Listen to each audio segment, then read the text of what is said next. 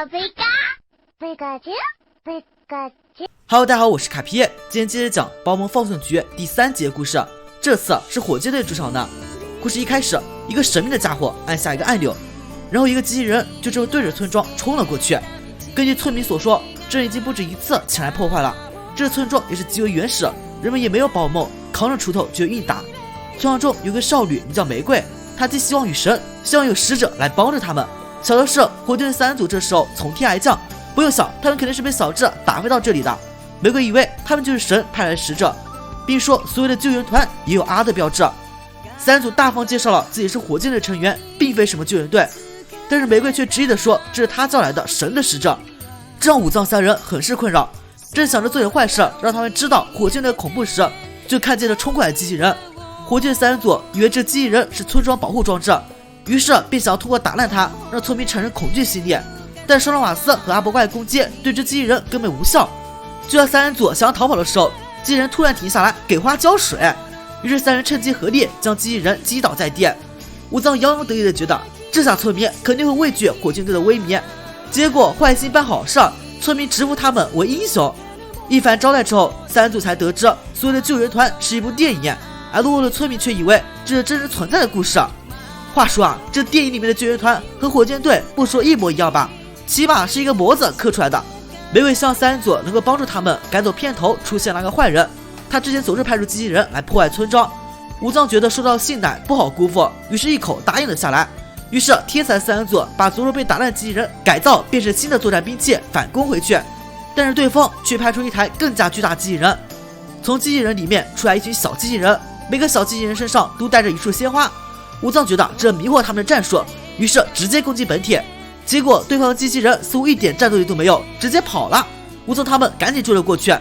在这里他们看到了制造机器人的科学家，就开头那个所谓的坏人。这个科学家让3人组不要欺负自己制造的机器人，并直接道歉。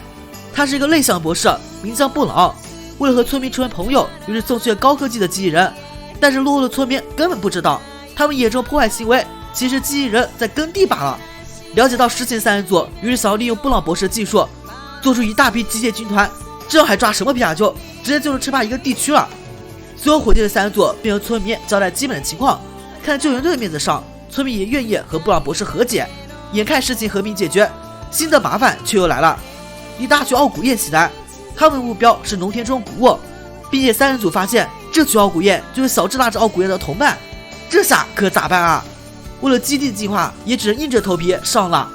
3人顺利的用捕捉网捉住了他们，但所有傲骨雁们就挣脱捕捉网的束缚，火箭3人组被啄得毫无还手之力。眼看着傲骨雁就要吃掉农田中的谷物时，布朗博士开始发挥作用了，他给3人组的机器人加了一个捕捉之夜，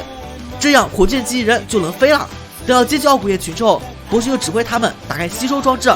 就这样所有的傲骨雁都被吸了进去。通过这次事情，村民们都对布朗博士表示了感谢，也意识到他的机器着实有用，并表示将会协助他进行实验。作为牵头人的3人组自然也不算尴尬，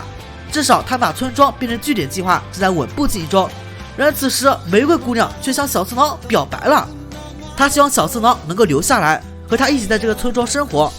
而面对这个清纯质朴的姑娘，小次郎也心动了，但是纠结之中，小次郎却无意按下起飞按钮，机器人瞬间升空，而后武藏又手残把操作杆给弄坏了。小次郎幸福生活以及3人组占据村庄计划就这样直接落空。布朗博士和村民们在原地感叹，无私的帮助他们却一声不吭的离开，这可能就是天使啊。玫瑰却说也许就是真的天使啊。小次郎人格魅力在这集也是展露无遗啊。有趣的是，武藏又被打飞到了小智这边，果然这就是命运啊。本集到此结束，我是卡皮，咱们下期见。